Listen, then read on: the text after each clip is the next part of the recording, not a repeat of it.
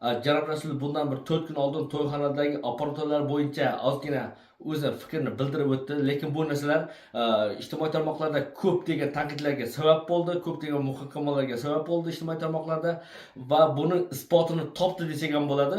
Bu Janob Rasul haqiqatdan aytdi. Haqiqatdan ham to'yxonalarda ba'zi operatorlar, san'atkorlarimiz boradi, o'zi kelishiga narxidan yana u operatorlarga pul beradi. Haqiqatdan ham operatorlarimiz juda ham tufta, lekin Janob Rasul aytgan paytda ko'pchilik har xil kommentariylarni yozmay qaradi, ko'pchilik o'zini to'yxonasini reklama qilyapti deb aytmay qaradi.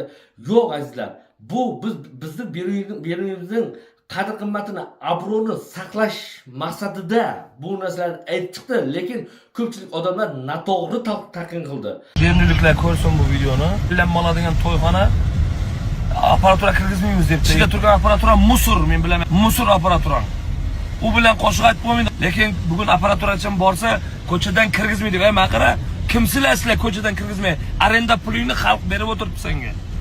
Kimsa o'lingdan kelsa to'yxona qur. Bo'lmasa aparaturani joyiga qo'yib qo'y. Normalniy qilib. Men ham xudo xolasa yaqinda ochaman to'yxona. Ko'rasizlar qanaqa bo'lishini, aparatura qanaqa bo'lish kerak, odam boshiga vat qanaqa bo'lish kerak, vat nimaligini tushunmaysizlar, san'at nimaligini, akustika nimaligini tushunmay to'yxona qurib tashladilaringda endi xalq arenda pulingni bersa, anutga bir $3000, $4000 aparatura qo'yib qo'ysan, $62,000 aparatura gaplashganman to'yxonamga. Sifat quloqni og'ritmaydiganidan. Yana $4000 aparaturangni ustiga aparatura qo'shaylik desa, o'zlaringcha kirgizmaymiz, u yo'q deb kimsizlar o'zsizlar? Kirgizmaymiz aparaturani deb. Undan keyin yana bir gap. Nima uchun mana shu qurilib turgan aparaturaga kelgan artistlar pul berish kerak? Nima uchun? Bu to'yxona ma'muriyatiga qarashli bu. Aparatura ham, monitori ham, ichidagi konditsioneri ham, bunga hammasiga o'sha xalq arenda to'lab bo'lgan. Uni hofizlardan yoki yana bir narsadan, ha nimamish? Pulini to'lasang monitor qo'shaman. Ha nimamish? Pulini to'lasang konditsioner qo'shaman. Bu qanaqa gap bu? Xalq issiqda o'tirsinmi? Xalq salqinda o'tirsinmi? Nima qilsin endi? Sovuqda o'tirsinmi xalq? Men tushunmayapman sizlarni.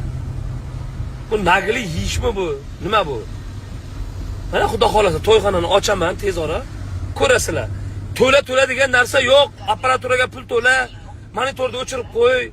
Nima u sharmanda monitorni o'chirib qo'ygan qayerda bor u? To'q ketadimi, nima ketadi? Arendani olib turibsizlar-ku, bo'ldi-ku. Nima kerak bor uni? Yana pul olaverib. Kerak emas.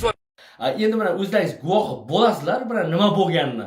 Mana bugun 2026-yil 29-mart kuni bu narsa 27 yoki 26-mart kuni Janob Rasul shu narsa uchun jon kuydi, jon jahdi bilan, butun emotsiyasi bilan chiday olmay, oxiri xalqqa bu narsani aytdi. Buni barcha eshitsin deb. Mana guvoh bo'linglar, og'aylar.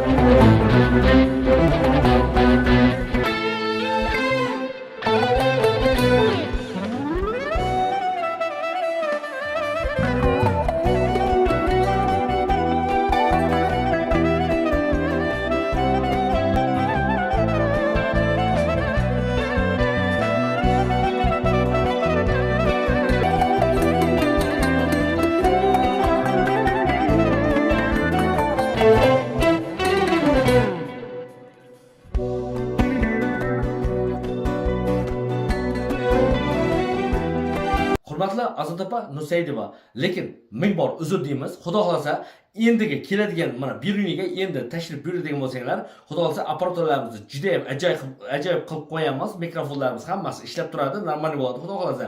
Lekin Azat opa, hozircha uzr so'rab qolamiz sizdan.